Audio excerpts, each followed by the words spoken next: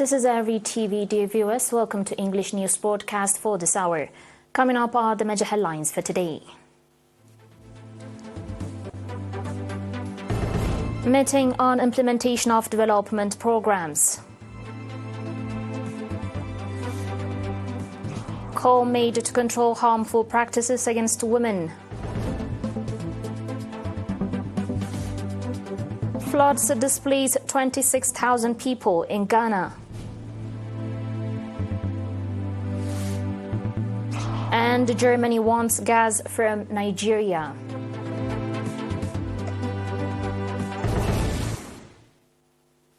On your local reports, the residents of various subzones in the northern Red Sea region expressed readiness to strengthen participation in the implementation of the development programs and asked for support from the government in areas that are beyond capacity.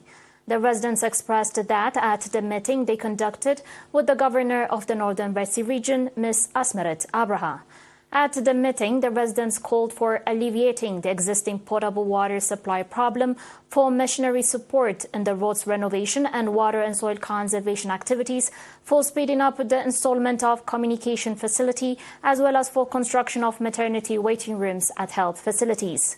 In her tour to the subzones of Afabet, Nafa, Adobha and Karura, Ms. Asmeret held discussion with the residents regarding the activities being carried out to boost agricultural production, water and soil conservation, and construction and renovation of roads. Between 19 and 29 October, Ms. Asmeret also visited the construction and progress of the construction of the dams and microdams, renovation of roads, terraces and water diversion schemes, as well as potable water projects and mobile telephones by the public administrations, members of the Defense Forces and Addahallo Company. Ms. Asmeret also held extensive discussion with village elders, administrators and representatives of line ministries, focusing on the objective situation of the development programs and contribution of the public and members of the Defense Force. The president of the National Union of Eritrean Women, Ms. Taha Tesfa Mikael, has urged for increased public and government institution participation in the fight against detrimental practices that hinder women's participation in local development programs. Ms. Taha made the call at a seminar she conducted to residents of the subzones of Omahajir, Golij and Tohombia.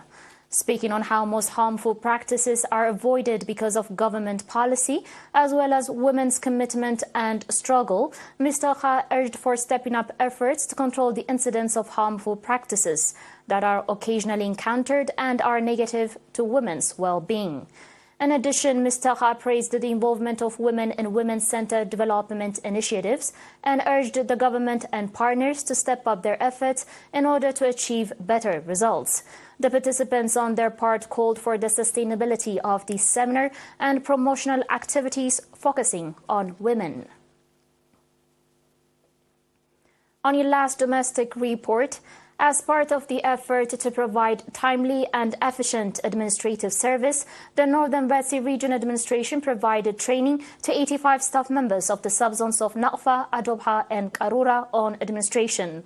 The program, which took place from October 19 to October 28, covered a variety of topics, including planning, time management, material and financial management, and the importance of effective communication in the workplace. The trainees expressed gratitude for the training opportunity and their readiness to rather offer the public timely and effective administrative services. They also called for organizing similar training programs to the remaining subzones of the region. On their part, the subzones administrators urged the trainees to put the training they had received to effectively serve the general public. According to reports, so far 300 workers from 10 subzones of the region were provided similar training starting from the month of March. The viewers, do stay tuned for your international reports and more after the short break.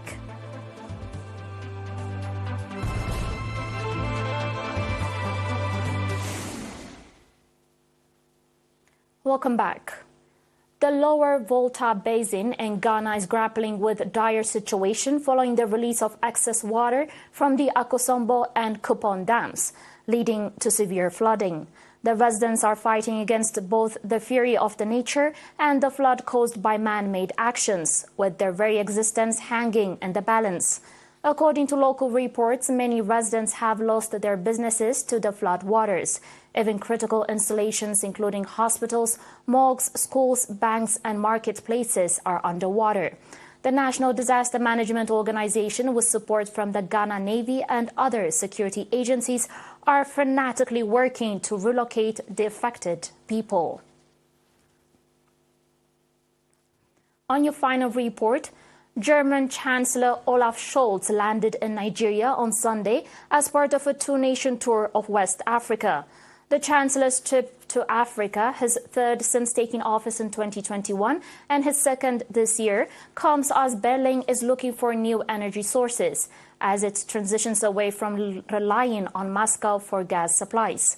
According to the Chancellor, the output of natural gas from Nigeria Liquefied Natural Gas Limited has dropped from 3 billion standard cubic feet to around 1.7 and 1.8 billion standard cubic feet in recent years, rendering it unable to meet local and international supply demands. Dear viewers, you're still watching us on ERi-TV, and now a very quick recap of the major headlines. Meeting on implementation of development programs. Homemade control harmful practices against women. Floods displaced 26,000 people in Ghana.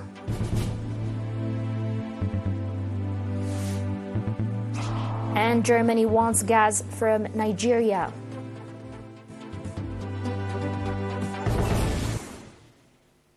That was it for today, dear viewers. Thanks for watching.